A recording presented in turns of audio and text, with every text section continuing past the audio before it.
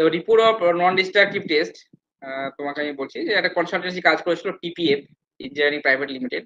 যারা এখন আলিপুরদুয়ার নর্থ বেঙ্গলে তোমরা আছে তারা বুঝতে পারবে যে অ্যাকচুয়ালি ওখানে ডিমা ব্রিজ আছে। ঠিক আছে? ডিমা ব্রিজটা আমার জুরিডিকশন আন্ডারে ছিল তখন কালচিনি হাইওয়ে সেকশনে। তো যেটা দেখো ডিমা ব্রিজে আমি কাজ করেছিলাম সেটা ব্রিজটা ছিল 196 মিটার। 196 মিটার ৯ টা স্প্যান ছিল। ৯ টা স্প্যান ছিল। তোমার প্রত্যেকটা স্প্যান ছিল 21.7 21.7 মিটার। দেখো এখানে স্কোপ অফ ওয়ার্ক এখানে যখন ডিমা ব্রিজে জয়েন করি আলিপুরে জয়েন করে সেখানে ব্রিজ যখন করলাম দেখো কিছু পুরোনো ব্রিজের রিহ্যাবিলিটেশন টেস্ট আমি করেছিলাম।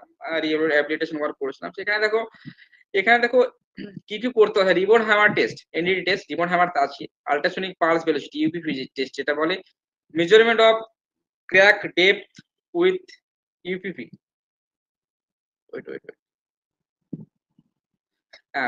ক্র্যাক ডেপথ উইথ ইউপিভি তুমি করতে পারছো। দেখো স্টেন গজের মাধ্যমে তোমার স্টেন গেজের মাধ্যমে তুমি করতে পারো প্রোফোমিটার স্ক্যান একটা টেস্ট করতে হয় half cell potential measurement core drilling method আর test of carbonate pH chloride content of concrete. ঠিক আছে? অ্যাবাউট ব্রিজের ক্ষেত্রে যদি বলি রাজাভাতকা জায়গা যারা আলিপুরদুয়ার বা কোচবিহারে পোস্টিং আছে তারা বুঝতে পারে রাজাভাতকা জায়গা বলে একটা জায়গা আছে। ওখানে তোমার চেনেজ 4.5 কিলোমিটারে আলিপুরদুয়ারে তোমার বিশেষ করে যেটা বললাম যে নোটা স্প্যান ছিল মেন স্প্যান। ঠিক আছে 21.7 করে টোটাল লেন্থ ছিল 196 মিটার। তোমার আরসিসি সুপার স্ট্রাকচার যে তোমার নর্মালি তোমার এনডিটি টেস্ট গুলো করা হয়েছিল ফর রিহ্যাবিলিটেশন ওয়ার্ক সেক্ষেত্রে বলা হয় এই যে ব্রিজটা ডিমা ব্রিজ। ঠিক আছে? এখানে নর্থ বেঙ্গল যারা ঘুরতে যাবে তোমরা নর্থ বেঙ্গলে দেখবে অনেক রকমের ব্রিজ দেখা যায়। হ্যাঁ ওখানে নদীমাতৃক জায়গা অনেক রকম ব্রিজ আছে ওখানে। দেখো এটা যে ব্রিজটা আছে এটা ওয়েল সিঙ্কিং ব্রিজ এটা ওয়েল।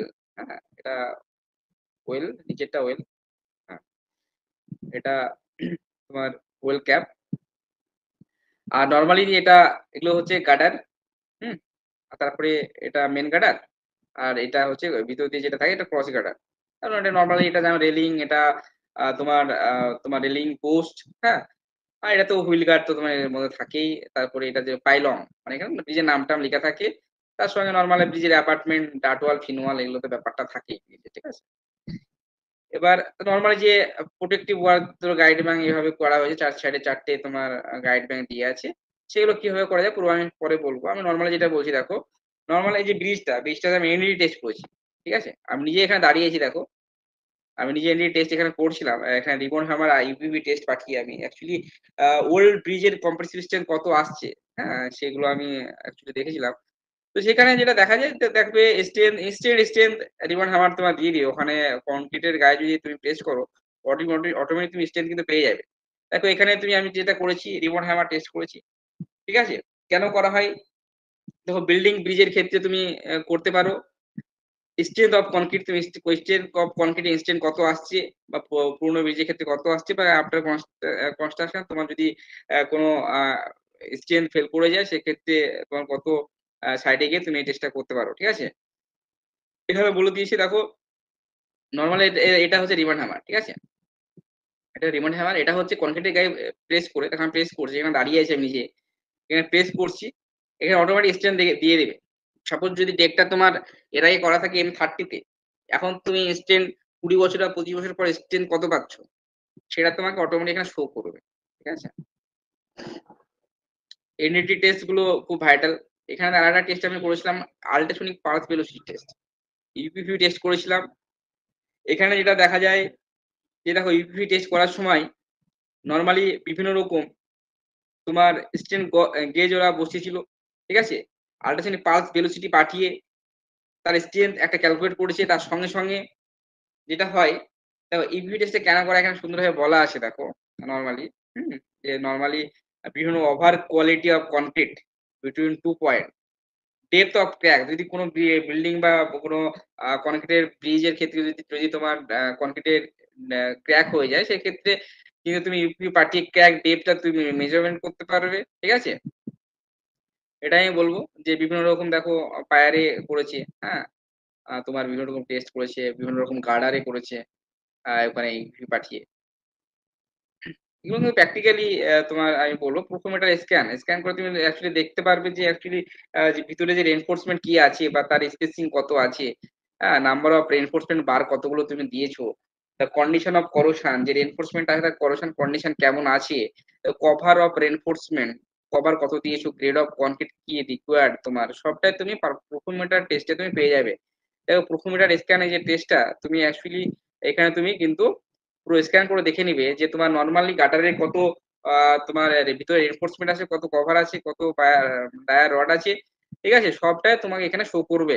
ঠিক আছে? এনডিটি টেস্ট খুব ইম্পর্টেন্স এখন ব্রিজের ক্ষেত্রে। হাফ সেল প্রোফোমিটার টেস্ট, দেখো এখানেও তোমার এনডিটি এর মতোই। এখানে দেখো তোমার main exposure, marine exposure and CO2 penetrate the concrete and break down the protective layer. ঠিক আছে? এখানে দেখো নরমালি করোশনটা খুব ফ্যাটাল, করোশন হয়ে গেলে কিন্তু মুশকিল আছে কনক্রিটের ক্ষেত্রে। তো অনেক টাইমের পর ক্র্যাকটা কেন হচ্ছে, ক্র্যাকের কজ তোমার জানতে হবে, করোশন কন্ডিশন আর reinforce concrete structure, method detect the the corrosion of steel but cannot indicate the rate of corrosion or the extent of corrosion already। দেখো এখানে তোমার সেই টেস্টটা তোমার করা হয় হাফ সেল পোটেনশিয়াল টেস্ট। ঠিক আছে? দেখো সাইডে যখন তুমি কাজ করবে তুমি তোমার মনে হবে দেখো অ্যাকচুয়ালি তুমি যখন সাইডে ব্রিজে কাজ করবে দেখো আমি নিজেও মানে টায়ার্ড হয়ে বসে পড়েছি। ঠিক আছে? তুমি হয়তো সাইডে কাজ করতে করতে বসে পড়বে, না তোমরা অনেক এনার্জি, তোমাদের কাজ করতে বসবে না তোমরা। Strain gauge and ক্র্যাকোমিটার measurement, ক্র্যাকোমিটার measurement দিয়ে মানে অ্যাকচুয়ালি নরমালি ক্র্যাক ডেপথটা মেজারমেন্ট করা হয়। দেখো স্ট্রেন গজ গুলো যে বসিয়ে দিয়েছে এখানে ভেলোসিটি পাঠাচ্ছে। ঠিক আছে? স্ট্রেন গজ 1 2 3 করে মার্ক করেছে, সেখানে তোমার অ্যাকচুয়ালি ডেপথ, ক্র্যাকের ডেপথটা তোমার অ্যাকচুয়ালি পেয়ে যাবে কত হচ্ছে। ঠিক আছে? এখানে সুন্দরভাবে বলে দিয়েছে crackometer directly measure the change the length across crack, মানে অ্যাকচুয়ালি যে ক্র্যাকটা তোমার হচ্ছে সেটা তোমার 45 ডিগ্রি অ্যাঙ্গেলে শেয়ার ক্র্যাক হচ্ছে নাকি জিগজ্যাগ পথে ক্র্যাক হচ্ছে সেটা তোমাকে বলে দিবে ক্র্যাকটা কতদূর যাচ্ছে। ঠিক আছে? আর drilling of concrete core and different test, দেখো তুমি সাইডে গিয়ে তুমি কোর নিতেই পারো স্ট্রেন চেক করার জন্য। সেক্ষেত্রে আমি বলবো যে দেখো এই যে কোরটা নিয়েছি সেটা সাইডে গিয়ে তুমি কিন্তু নর্মাল এই যে কোরটা নিবে কোন ডেটে নিচ্ছ সেই ডেট অনুযায়ী তুমি যেখান থেকে কোডটা নিচ্ছ, গার্ডার থেকে নিচ্ছ না স্ল্যাব থেকে নিচ্ছ, সেই কোডটা ইন্ডিকেট করে তুমি ল্যাবরেটরি টেস্টের জন্য পাঠিয়ে দিবে কত স্ট্রেন্থ অ্যাকচুয়ালি আসছো কোর নেওয়ার পর। এবার যে জায়গাটা কোর হচ্ছে সেই জায়গাটা তুমি কি করবে, যে জায়গাটা তুমি কোর নিয়ে নিলে সেই জায়গাটা তোমার মানে সেই জায়গাটা পুরো হোল হয়ে গেছে, তো সেই জায়গাটাকে তোমাকে হাই গ্রেড কনক্রিট বা অনেক রকম এখন মিক্সিং কনক্রিট এসছে সেটা তুমি সিল করতে পারো। বিভিন্ন রকম বন্ডিং আছে, হ্যাঁ বিভিন্ন রকম তোমার শিকার কেমিক্যাল আছে, সেগুলো দিয়ে তোমার ওই যে সেম স্ট্রেন তুমি যেন পাও সেই হিসাবে তুমি সিল করতে পারো। নর্মাল ওখানে সিমেন্ট স্যান্ড দিয়ে করলেও কিন্তু হবে না, ওই সেম গ্রেড কনক্রিট কেমিক্যাল মার্কেটে অ্যাভেলেবেল সেটা দিয়ে করতে হবে। আরেকটা জিনিস যেটা বলবো, ধরো এটা এগুলোই মানে অ্যাকচুয়ালি তোমাদের জুনিয়র ইঞ্জিনিয়ার লেভেল এটাই, বেশি ডেপথে আমি ঢুকবো না। তো এগুলো তোমাদেরকে জানতে হবে, এগুলো তোমরা তোমরা বিশেষ করে কালচারে থাকো। আর একটা জিনিস আমি বলবো যে পরপর এনডিটি টেস্ট গুলো তোমরা সাইডে যখন করবে, যে বিশেষ করে স্ট্রেন যদি না আসে, কোনো কোনো ক্ষেত্রে যদি মিক্সিং এর প্রবলেম হয়ে থাকে, সেক্ষেত্রে আমি বলবো সাইডে গিয়ে তোমায় কিন্তু কাজ করতে হবে। ঠিক আছে? সাইডে গিয়ে তোমার কাজ করতে হবে, আমি দাঁড়িয়ে আছি এখানে, ওরা রিবন হ্যামার চালাচ্ছে। তো সেই হিসাবে তুমি যত প্র্যাকটিক্যালি কাজ করবে তুমি আরো বেশি ওয়ার্কেবল হয়ে যাবে, বিশেষ করে প্রবলেম হবে না। প্রথম ইনিশিয়ালি হয়তো ফ্রেশার্স ক্যান্ডিডেট বলে হয়তো প্রবলেমটা হচ্ছে, এটা কিন্তু প্রবলেম হবে না। এবার আমি আপাতত ক্লাসটা এখানে শেষ করছি। আর একটা জিনিস, তোমাদের কোনো কোশ্চেন থাকলে বলতে পারো। কেউ বলবে? এক এক করে বলো। হ্যাঁ স্যার। Hello sir. বলো। কন্ডাক্ট করার পর ধরুন ক্র্যাক উইডটা হয়তো বেশি চলে এলো, তো তখন স্যার কি করতে হবে? ক্র্যাক ডেপথ মানে স্যার ক্র্যাকের যে ধরুন লেন্থটা হয়েছে আর কি, ক্র্যাকের যে লেন্থটা বলছি।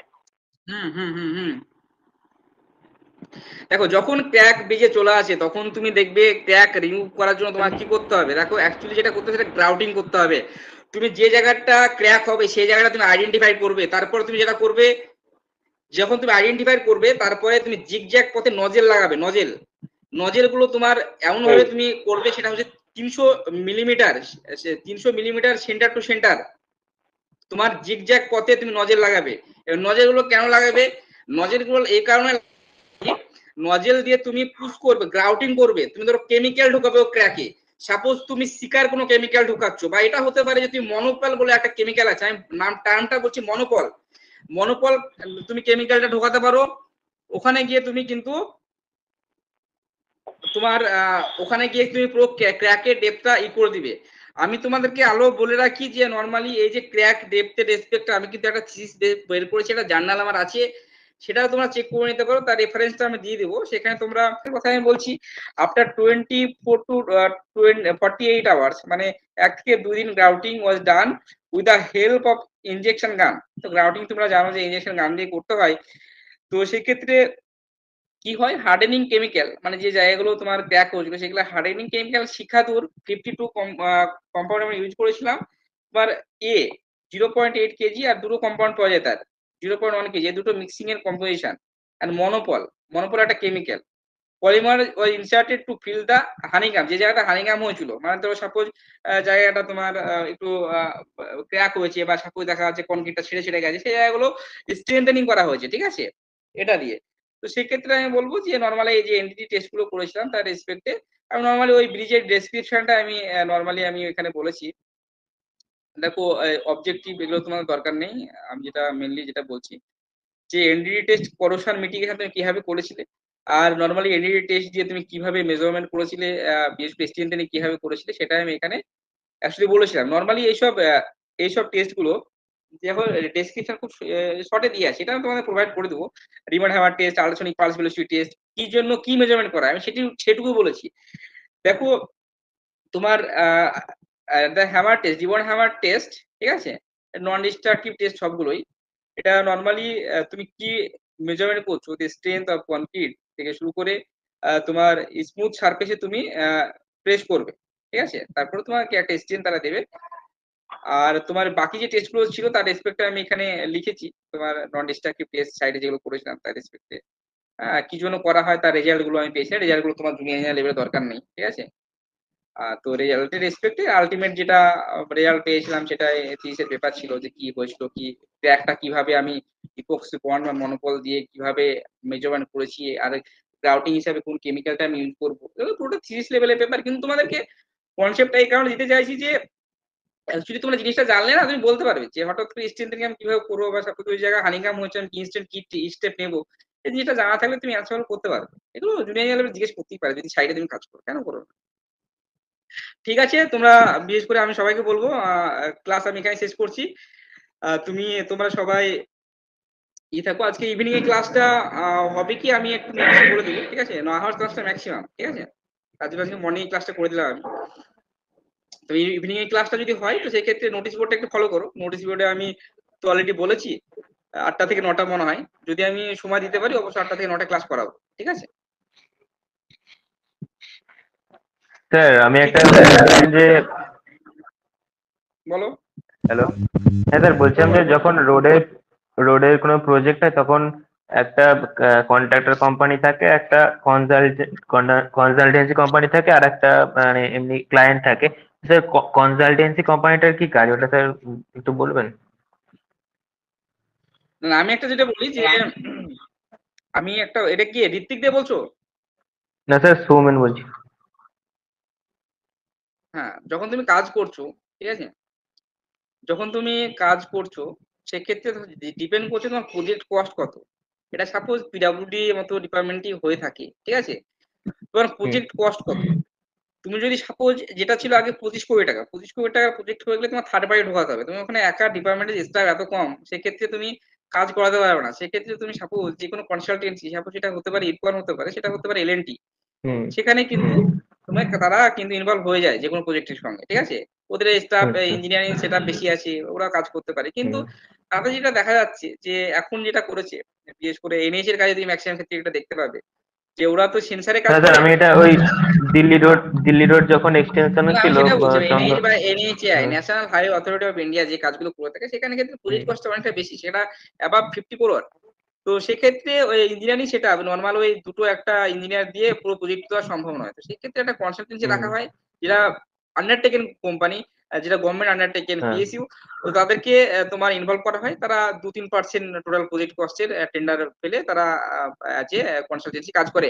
তো ওরা যেমন গভর্নমেন্টের একটা পার্ট তারা থাকবে, তারা অ্যাজ ওয়েল অ্যাজ কন্ট্রাক্টর হিসাবে অ্যাকচুয়ালি মেইনলি কাজ করে থাকে। তারা জিনিসটা সুপারভিশন করবে, ঠিক আছে? এবার অ্যাকচুয়ালি যদি নরমালি তুমি ওয়েস্ট বেঙ্গল যখন কাজ করো দেখবে খুব রেয়ার, এনএইচএ পোস্টিং যদি না হয় রেয়ার, তোমাদের ক্ষেত্রে কিন্তু কনসালটেন্সি জেনারেলি পাবে না। যেটা 25 করোড় ছিল সেটা এখন 50 করোড় করে দিয়েছে, মানে 50 কোটির উপরে হলে তবে তুমি কনসালটেন্সি পাবে। এবার সেই কস্টটা প্রজেক্টের এস্টিমেটের সঙ্গে ধরা থাকে, 2 থেকে 3% তোমার ধরা থাকে প্রজেক্ট কস্ট। এবার 2 থেকে 3% এর রেসপেক্টে ধরো সাপোজ যেসব কোম্পানিগুলো আছে, তো এলএনটি হতে পারে, ইরকন হতে পারে, সিমপ্লেক্স হতে পারে, তো তারা আবার রেট দেয় তার রেসপেক্টে, তারা যত কমে পায় আর কি, তার রেসপেক্টে ওরা কাজটা কমপ্লিট করে, রেট অফ কমপ্লিশন। আর কনসালটেন্সি ঢুকালে ডিপার্টমেন্টের লাইবিলিটি একটু হলেও কমে যায়, কারণ কনসালটেন্সি নিজেও অনেকে যা সিগনেচার থেকে শুরু করে সবটাই ওরাই করে দেয়, ডিপার্টমেন্টের লোক যা কাজটা দেখে নেয়। আর যখন তুমি নিজে কাজ করবে তখন পুরো লাইব্রেরিটা তোমারই হয়ে যাচ্ছে, এটাই। হ্যাঁ স্যার, মানে কনসালটেন্সি আমি তো রোডে কনসালটেন্সি তখনই রোডে বের আমি করবে ট্রেনিং। যখন তোমার প্রজেক্ট অ্যামাউন্ট বেশি থাকবে বা ওয়ার্কলোড বেশি, বা তোমার সাপোজ একটা লং টাইমের প্রজেক্ট, তুমি সাপোজ 1 কোটি টাকার প্রজেক্টে তুমি তো সাপোজ কনসালটেন্সি দিতে পারবে না গভর্নমেন্ট তোমাকে, তাই না? তো এগুলো ইঞ্জিনিয়ারিং সেটআপ তোমাকে মোটামুটি ধরে রাখো যে 25 কোটির মধ্যে তোমার নিজেরাই করতে হবে। আর কিছু?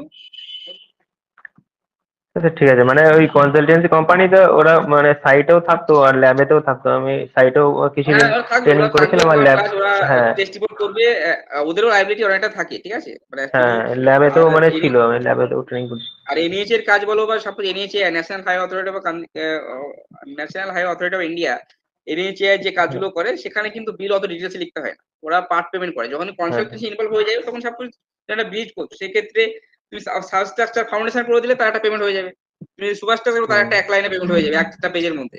কিন্তু যখন তুমি ডিটেলসে নিজে আজ সুপারভিশন করছো তখন পার্ট টু পার্ট তোমার মেজারমেন্ট তুলতে হবে, এটাই ডিফারেন্ট আর কি। মানে তোমার ওই এনএইচ বলো বা এনএইচ এআই পুরো প্রজেক্টে কাজ করার একটা সুবিধা আছে অবশ্যই। হ্যাঁ স্যার, মানে ওই তখন 2016 সালে আমি ট্রেনিংটা করেছিলাম, চন্দননগর থেকে ডানকুনি পর্যন্ত এক্সটেনশন ছিল, দিল্লি রোড 4 লেনের হচ্ছিল, তখন ওই করেছিলাম এই ট্রেনিংটা 10 দিনের একটা। মোটামুটি অনেকে ক্লাস অ্যাটেন্ড করেনি এবার, আজকে দেখছি। সৌমিত্র ঘোষ আছো?